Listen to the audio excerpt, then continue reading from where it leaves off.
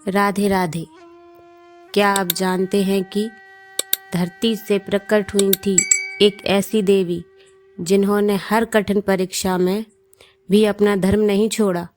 यही कहानी है त्याग, शक्ति और पवित्रता की। माता सीता के जन्म कथा जो हर किसी को जीवन जीने का सही रास्ता सिखाती है। अगर आप चाहते हैं सुखी वैवाहिक जीवन और घर में शांति तो इस कथा को अंत तक जरूर सुनें। सीता अष्टमी का व्रत माता सीता के प्रकट होने के दिन मनाया जाता है। यही दिन बैसाख मास के कृष्ण पक्ष की अष्टमी तिथि को आता है। इस दिन माता सीता की पूजा करने से सुख, शांति और दाम्पत्य जीवन में प्रेम बना रहता है। बहुत समय पहले की बात है। राजा जनक मिथिला के राजा थे। वे बहुत धर्मात्मा और न्यायप्रिय शासक थे। एक बार उनके राज में भयंकर सूखा पड़ा। वर्षा नहीं हो रही थी और लोग बहुत परेशान थे। तब राजा जनक ने यज्ञ कराने का निश्चय किया और स्वयं खेत में हल चलाने लगे ताकि भूमि पवित्र हो सके। जैसे ही वे हल चला रहे थे तभी हल की नोक किसी कठोर वस्तु से टकराई। तब उन्होंने उस स्थान को खोदा तो वहां से एक सुंदर बालिका प्रकट हुई। राजा जनक यह देखकर आश्चर्यचकित रह गए। उन्होंने उस बालिका को ईश्वर का वरदान माना और उसे अपनी पुत्री के रूप में अपनाया। उसी बालिका का नाम रखा गया सीता। माता सीता बहुत ही गुणवान, सुशील और दिव्य थीं। बचपन से ही उनमें असाधारण शक्ति और संस्कार दिखाई देते थे। कहा जाता है कि वे स्वयं देवी लक्ष्मी का अवतार थीं।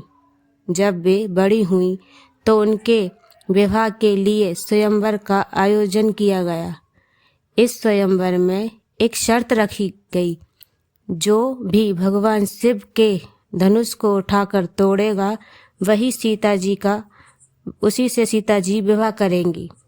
स्वयंवर में कई राजा महाराजा आए, लेकिन कोई भी उस धनुष को हिला तक नहीं पाया। तब अयोध्या के राजकुमार भगवान राम ने उस धनुष को उठाया और एक ही क्षण में तोड़ दिया। इस प्रकार माता सीता और भगवान राम का विवाह संपन्न हुआ। विवाह के बाद जब भगवान राम को 14 वर्ष का वनवास मिला तो माता सीता ने भी उनके साथ वन जाने का निर्णय लिया। उन्होंने हर कठिनाई में अपने पति का साथ निभाया। वनवास के दौरान रावण ने माता सीता का हरण कर लिया, लेकिन माता सीता ने अपनी पवित्रता और धैर्य बनाए रखा।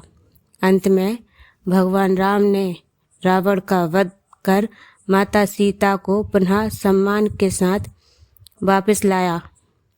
सीता अष्टमी के दिन महिलाएं व्रत रखकर माता सीता की पूजन करती हैं और उनसे आशीर्वाद मांगती हैं कि उनका वैवाहिक जीवन सुखमय रहे।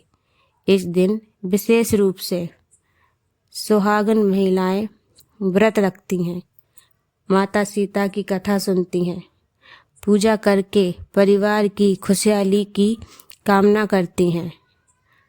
व्रत का फल जो भी वे श्रद्धा और भक्ति से इस दिन व्रत करता है उसे सुख समृद्धि मिलती है। दाम्पत्य जीवन में प्रेम बढ़ता है, घर में शांति बनी रहती है।